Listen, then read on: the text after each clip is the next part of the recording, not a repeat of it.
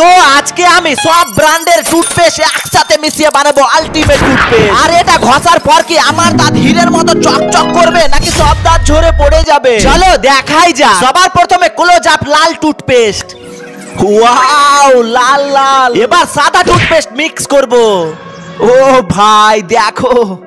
এবার এখানে দেব double red Colgate. এই দেখো গাইস। এবার বড় লোকদের সেন্সোডেন্ট টুথপেস্ট। গাইস কালার দেখো কালার। এবার দেব রং বেরঙের ক্লোজ আপ টুথপেস্ট। গাইস দেখো এটা তো পুরো চকলেটের মতো বের হচ্ছে।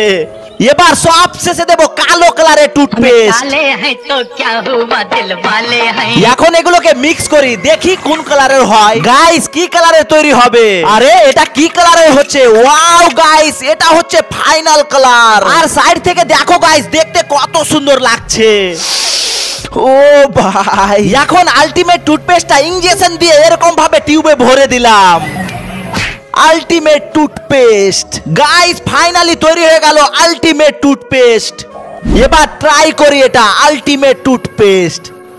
গাইস ভয় লাগছে দাঁতগুলো ঝরে পড়ে যাবে নাকি। প্লিজ ভিডিওটিতে একটি লাইক করে দাও আমার পরিশ্রমের জন্য।